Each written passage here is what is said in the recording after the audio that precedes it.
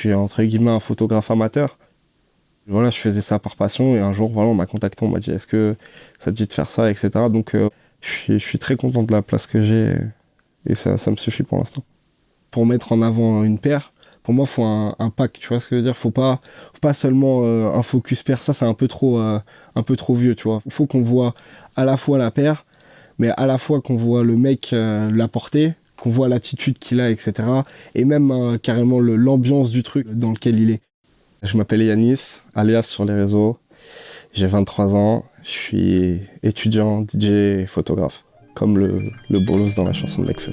Yeah, wesh ça dit quoi? On est hal, tous mes gavas font les bails. On bédave, donc on est calme. On a fini, on t'écale. Franchement plus rien ne me choque. Mais y'a un petit truc qui m'échappe.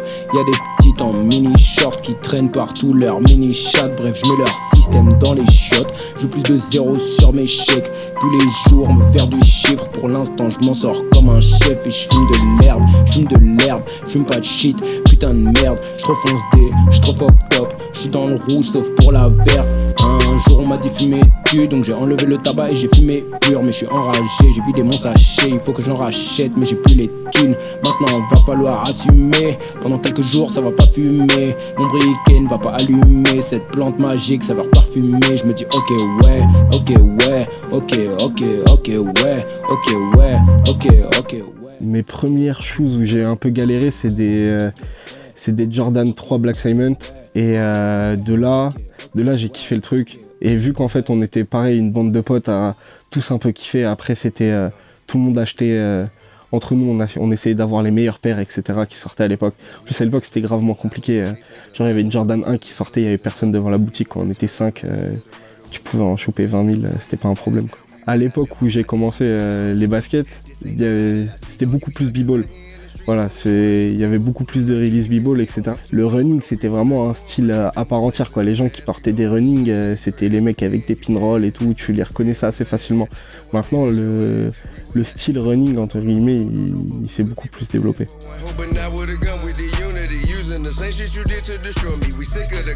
Ça fait pas très longtemps que je me suis, entre guillemets, professionnalisé dans la photo.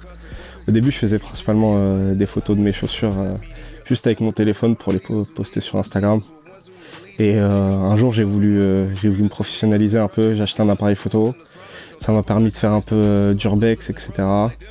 Et de là, je suis amené à faire des photos de portraits, des looks, des focus pairs, etc. Le premier truc qui s'est passé, ça a été une collab avec Origin et Shop Up Bastille, donc pour la collection Human Race. Je connais Germain d'Origin qui m'a contacté parce qu'il aimait bien mon travail et qui m'a demandé est-ce que ça te dit de shooter le truc, et du coup on a fait comme ça. Après pour Jordan, c'est eux qui m'ont contacté directement. Le pire c'est que j'avais raté le mail. Et genre avant de me coucher, je sais pas pourquoi, je vais checker mes mails et je vois que genre 4 heures plus tôt, j'avais reçu un mail collaboration Jordan Bastille. Je fais oh dinguerie, j'ai failli rater ça. Ça a failli partir dans les spams. Ce qui m'a fait kiffer la photo en fait, c'est la pratique en fait. La pratique et la satisfaction de faire des photos réussies, ça te pousse à toujours en faire plus et à apprendre plus, etc. Et vu que je suis vachement geek de tout ça, ça me dérange pas de passer pas mal de temps sur des tutos et tout, à voir comment faire des petits trucs. Ce shoot au drone, vous pouvez voir l'image ici. Carré, le mec il connaît grave bien. Ouais non, ce shoot au drone, ça fait super longtemps que je veux le faire. Et carrément en fait je l'avais déjà fait. Genre j'avais demandé à un queumé sur les groupes sneakers, j'avais fait une demande, ouais est-ce qu'il y a quelqu'un qui a un drone qui pourrait venir me shooter et tout, on l'avait déjà fait. Sauf qu'en fait j'avais fait l'erreur de le faire sur du gazon. Et du coup ça rendait pas aussi bien, tu vois, ça faisait un fond vert, etc. J'étais pas satisfait du résultat. Du coup entre temps j'avais acheté un drone pour moi, un drone professionnel. Et j'ai attendu, et dès que j'ai eu le temps et que mes potes ils pouvaient m'accompagner parce que ça a demandé pas mal de manœuvres, et etc. Et on a refait le shoot. Donc on a déplacé apparemment 138 paires vu que les gens ont compté. Donc on a déplacé les paires dans un camion. Et avec le camion, on a tourné pour trouver un spot. On a trouvé un spot et on a déchargé les paires. On a essayé de faire une petite organisation cool. Ma meuf a géré ça. Et on a posé le drone par-dessus. Et voilà, ça a donné ce que ça a donné. Et c'est cool. Enfin, la photo du camion, elle a plus buzzé que la photo au drone, mais c'est cool quand même. Ça tue. Et puis ça m'a permis d'immortaliser ce moment en fait.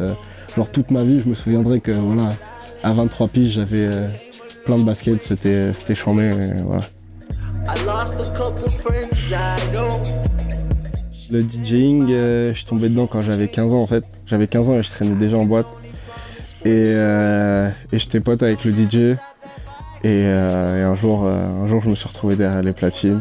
I'm OG, y'all new to the game.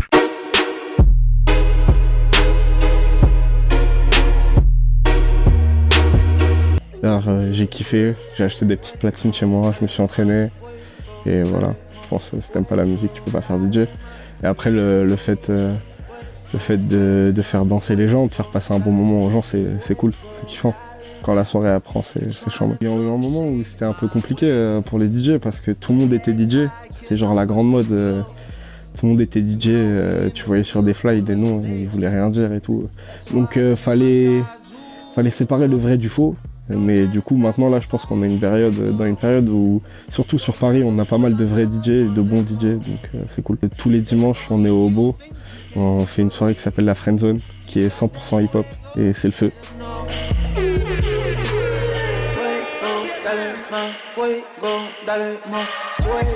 Donc en premier, ouais, une de mes paires préférées, ça va être un classique. Donc Jordan 3 Black Cement, donc c'est ma deuxième paire. C'est la première vraie paire entre guillemets que j'ai eu je me suis dit ouais là c'est une vraie paire, faut faire attention, et au final je l'ai défoncé, je l'ai porté comme un ouf. Donc ça c'est ma deuxième paire. Là je crois que j'ai encore la paire que j'avais au lycée. La paire a souffert. Voilà. Et là j'attends la réédition. J'attends la réédition avec le Nike Air de cette année normalement pour repécho ça. Elle va avec tout. Je kiffe le colorway. Pareil, l'Elephant Print, c'était un peu le truc qui dominait un peu le sneaker game à l'époque. C'était genre quand il y avait de l'Elephant Print, on s'excitait un peu et tout. Mais bref, c'est classique. Pour moi, la 3, c'est la meilleure silhouette Jordan. Et du coup, la 3 Black Cement, c'est ma préférée, quoi. Et je l'ai eu quand j'étais au lycée, et du coup, ouais, c'était la première paire. Je me suis dit, ouais, là, faut faire attention et tout, c'est une grosse repée et tout. Je voyais que tout le monde n'avait pas ça, etc. Et pourtant, je l'ai tué, mais voilà. Et là, je l'ai repécho il y a pas longtemps. Du coup, je suis content. En gros, ça, c'était la première paire où je me suis dit, voilà, là, il se passe un queutru avec ma paire. Et pour la suite, pour les autres paires, c'est mes premiers cachets de DJ en fait qui m'ont permis de pouvoir les acheter. Et j'avais suffisamment d'oseille pour m'acheter des paires à 200 balles. J'étais content. Deuxième paire. Donc la Footscape multicolore du pack, donc qui va avec la blanche crème. La paire, elle est, je crois, de 2012. Et en gros, c'était un peu la paire que je voyais du coin de l'œil depuis le début où je suis un peu dans les shoes, etc., que je suis un peu le truc. Et au fil du temps, je voyais mes potes, je voyais des potes à moi qui l'avaient, qui la portaient bien, et ça me titillait à chaque fois. Donc je voyais César Salade, La Gaze, Poil Blond, Sadoc, tous ces gens-là, avec la paire, je voyais qu'ils la kiffaient, je voyais qu'ils la portaient bien. Et à un moment, j'ai craqué, j'ai pris le coup de sauce suprême et j'ai cliqué. J'ai cliqué et voilà, j'en suis content. J'ai pas payé retail, je l'ai payé un truc genre 400 balles, tout compris. Ouais, je me suis fait allumer. Voilà, sans le resell, j'aurais pas pu avoir cette paire parce que ça aurait été une paire comme une autre, elle aurait dormi en boutique et elle aurait été consommée, pas stockée, etc. En fait, s'il n'y avait pas de resell, déjà il y aurait moins de stock. Les gens ils stockeraient moins parce que les paires elles auraient pas de valeur. Donc ils les porteraient ou ils s'en foutraient, etc. Là, le fait que la paire elle a une valeur, tu sais que quand tu veux une paire, il y a moyen qu'elle dorme chez quelqu'un parce qu'elle a de la valeur et que tu auras peut-être moyen de la retrouver, quoi. Franchement, Footscape, c'est au max, hein. La semelle, ça tue.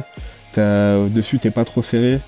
Donc moi je suis bien dedans. Des fois t'achètes une repée et tu connais pas le sizing et ça peut arriver que t'es un peu serré. Des fois même selon la paire, genre par exemple sur les Jordan 1, c'est toutes des Jordan 1, mais pourtant elles ont pas toutes le même sizing, tu vois. Selon les années, le colorway, etc. Donc il y en a où t'es plus serré que d'autres. Donc première collaboration Nike avec Monsieur Kanye West. Je l'ai cliqué il y a genre 1 an, peut-être un peu plus d'1 an, sur un groupe. Un mec qui l'a posté pas trop rush, genre 500 balles ou quelque chose comme ça. C'est pas la plus cotée. Et puis la paire, elle est un peu portée. Mais ouais, le prix reste intéressant. Du coup, le mec, je l'ai DM direct. J'ai tapé genre 1h30 de scooter sous la pluie pour aller la chercher. Et voilà, j'étais très content de l'avoir. Et je porte ça genre à des events, des trucs comme ça, c'est rigolo. Moi je kiffe la paire, je trouve qu'elle a du flow et que ça change grave de ce qui se fait maintenant. Même si j'adore ce qui se fait maintenant aussi. Mais voilà, c'est lourd, ça représente une bonne époque. Bah déjà, en gros c'est la première silhouette, entre guillemets, où il y avait une vraie hype, tu vois. Carrément les mecs ils s'achetaient des falches. Genre c'est les premières paires où tu savais que le mec il avait une fausse. Genre c'était obligé. Donc tu voyais les mecs dans la cour et tout, ils l'avaient mais tu savais que c'était une fausse. Et moi ce qui me fait kiffer dessus, bah déjà pareil c'est les premières paires où tu te disais waouh, semelle glow c'est un truc de fou et tout. Tu voyais les photos sur les, entre guillemets, les réseaux, tu voyais sur internet les photos et tout, tu te disais ouais, truc de ouf. Après franchement le colorway, pour moi il y a elle et la Blink, c'est les deux meilleurs. Et elle, ça reste sobre. Il y a juste des petites touches de folie, on va dire. J'ai toujours dit, j'arrêterai quand j'aurai ma 2 Solar. Voilà. Quand j'ai ma 2 Solar, je suis réglé. J'ai déjà tout ce qu'il me faut. Donc la Fury en collaboration avec Bape. Bon, déjà, pour moi, la Fury, c'est le meilleur modèle de Reebok. Je suis pas trop Reebok de base, mais bon, la Fury, c'est un modèle vraiment à part entière chez eux. Donc là, 2 choses que je kiffais qui font une collaboration, je devais la prendre. Et l'histoire un peu rigolote derrière ça, c'est que je l'avais pas pécho à la release. J'avais pas réussi à l'avoir. Et derrière, ils ont ouvert la boutique Sneaker and Stuff à Paris. Et du coup, il y avait un réassort. Il y avait un réassort de la paire. Et pareil, je pouvais pas y aller, etc. Et du coup, je passais par un reseller. Et j'ai mis l'argent qu'il fallait et j'ai pu l'avoir. Je l'ai payé genre 350 balles, un truc comme ça. Le temps que je passe pas à essayer d'avoir la paire, c'est le temps que je passe au travail, tu vois ce que je veux dire? Donc en gros, ça me fait chier de mettre de l'argent dedans, mais tranquille, si je le veux, tu vois. Voilà, faut se donner les moyens. C'est vraiment une bonne paire en fait. Tu vois, parce que au-delà de la hype, etc., la Fury de base, pour moi, c'est vraiment une bonne paire. D'ailleurs, j'ai vu que là, ils ont ressorti la OG Reebok et ça pourrait me chauffer pas mal. Celle avec laquelle Booba il s'étape contre la fouine à la salle de sport. J'achète pas énormément de trucs Bape, j'ai quelques trucs Bape. J'ai un jersey, j'ai un hoodie Shark, casquette, un tee. En gros, j'achète quand j'ai l'occasion de pécho au prix de sortie normale pour les items, à part là pour la chose. Mais pour les items, pour les vêtements, c'était principalement quand j'étais aux États-Unis. Donc il y avait un retailer à Miami et j'ai pu aussi passer au shop à New York. Ah, moi je suis content. Moi je suis content qu'il y ait du Bape. Moi je suis double content. Je suis content qu'il y ait du Bape en Europe et je suis content que entre guillemets la mode des Woody Shark, etc., ça commence à se terminer. Comme ça je peux le reporter tranquillement. Voilà, des Havanayas en taille 42. Non, ouais, dernière paire Air Force One Booba. Donc fin 2008. Là je ne pouvais pas m'acheter des chaussures. Environ 200 paires monde apparemment. Donc c'est le programme One World. À l'époque, il y avait eu la Air Force One Buzipi avec ça, que j'ai pécho il n'y a pas trop longtemps aussi. Donc grand fan de B2O depuis pas mal d'années. Donc le truc cool, c'est que j'ai réussi à la faire signer par Booba. J'ai pu le rencontrer à un showcase qui faisait au yo-yo. Et vu que je suis DJ, etc., je pouvais me balader un peu comme je voulais. Et du coup, je lui ai sorti la paire après son show. Et il a fait wow. Bah ouais, en fait, en voir dans cet état, etc., et face à lui, apparemment, c'est pas tous les jours, quoi. Donc lui et ses gars, ils étaient un peu choqués, mais c'était cool. Du coup, il me l'a signé et tout, au calme. J'étais content, voilà. Et cette paire, j'ai pu l'avoir encore grâce au reseller, tu vois. C'était au Solmart, donc ça date un peu. Solmart qui a disparu de la France, il me semble. C'était au Solmart, mon pote Mehdi, César Salade, il m'a appelé, il m'a dit ouais gros, voilà il y a ta paire, tu viens la chercher. Et donc j'ai pris mon overboard et je suis arrivé en balle. Je l'ai payé 500 balles. Voilà, mais c'est l'offre et la demande. Hein. Je vois que ça a un peu décoté sur les groupes, etc. J'en vois passer à genre 250, 350, mais portées ou des trucs comme ça. Voilà, moi il me la fallait DS et à ma taille, même si je pense pas la porter. Mais c'était important. J'étais obligé, s'il y a un truc qui réunit à la fois voilà, ton rappeur préféré et ta passion. Ouais. Mec, ils ont choisi des ambassadeurs dans plein de pays. Alors je sais pas si c'était par pays ou par continent, mais je crois que c'était par pays. Et en tout cas, les deux Français, c'était Buzipi et Booba.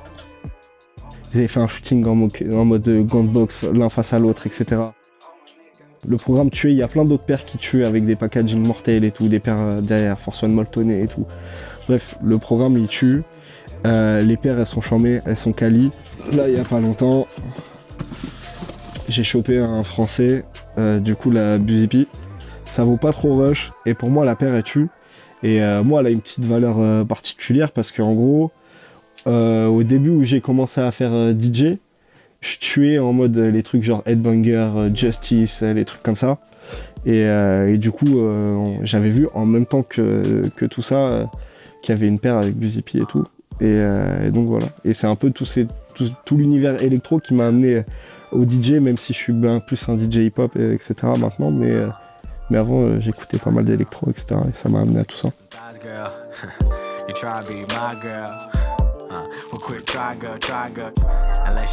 Alors moi, je suis sur Facebook. J'ai une page Facebook, mais que pour la musique. Donc rien à voir avec la photo.